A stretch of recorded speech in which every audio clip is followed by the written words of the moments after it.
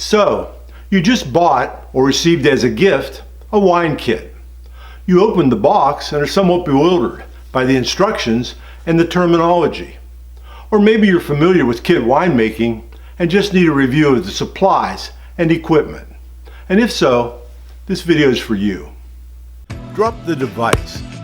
Get away from that keyboard. Step outside into Shred World. All wine kits will include somewhere a list of equipment you need. Here are some commonly used items.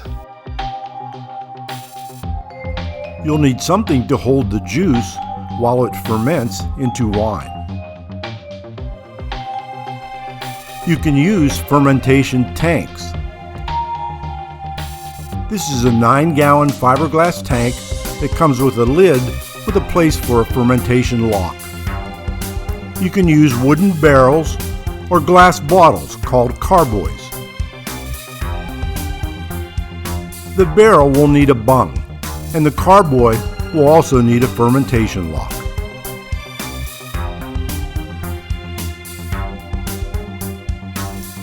You can use food-grade buckets that can be fitted with a lid. Fermentation locks come in different sizes and shapes, but they all work the same way.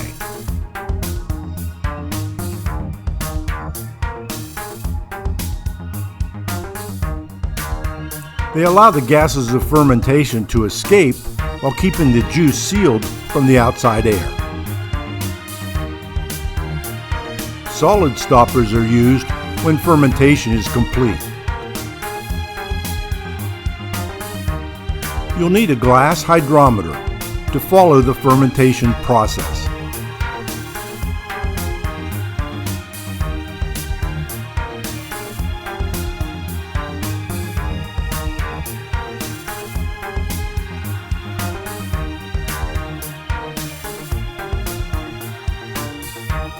An auto siphon and tubing help to transfer or rack the wine.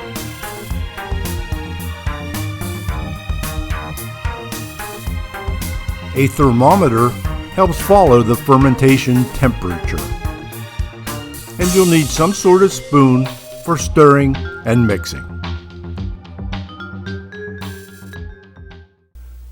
Your wine kit instructions will probably discuss the importance of cleaning and sanitizing all of the equipment you use.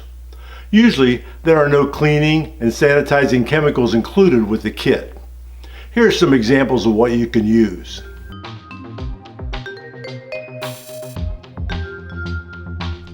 You can clean equipment even with dish soap or any of these products like PBW, Straight A, or One Step. To sanitize, mix potassium metabisulfite powder with water or use a solution like Star San. Your kit probably includes juice and packets of pre-measured supplies that you'll add to or mix with the juice during the winemaking process. The juice concentrate will probably come in a bag or a can. Your kit will include packets of material you use for the winemaking process. It may contain chitosan, a solution to prevent unwanted fermentations and to help clear the wine when it's finished. There should be some easy-to-follow instructions. There will probably be some yeast, and maybe an additional clearing agent like Kiesel salt. This packet of potassium metabisulfite, potassium sorbate, helps stop unwanted fermentation. There may be a packet of bentonite, which is mixed with water and is used at the start of fermentation. And there may be things like oak cubes or oak powder to enhance flavor. Finally, the instructions may include some terminology and techniques that you're not familiar with, such as specific gravity, specific gravity of liquids is expressed as a ratio compared to water. The specific gravity of water is 1. The specific gravity of alcohol is less than 1.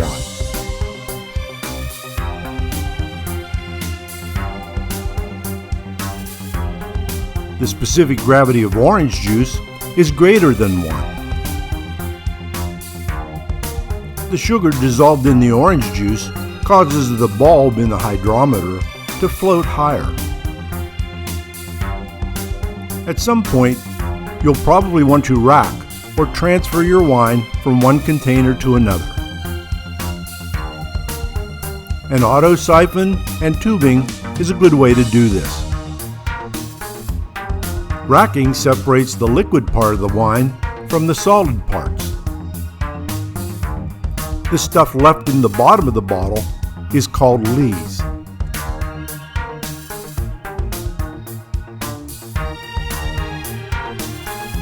Your kit may suggest degassing. Degassing is vigorous agitation to remove bubbles from the wine.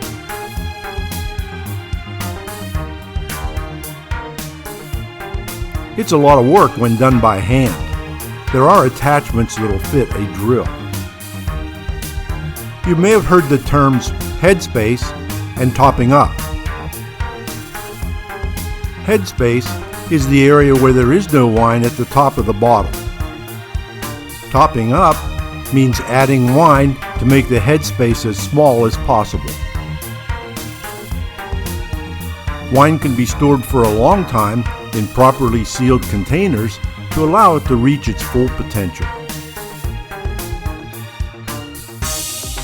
In large containers, this is called bulk aging. Or it can be bottle aged.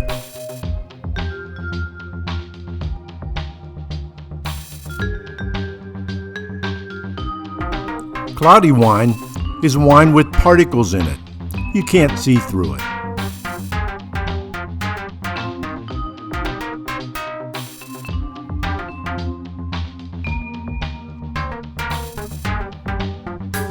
You can see through clear wine, regardless of the color.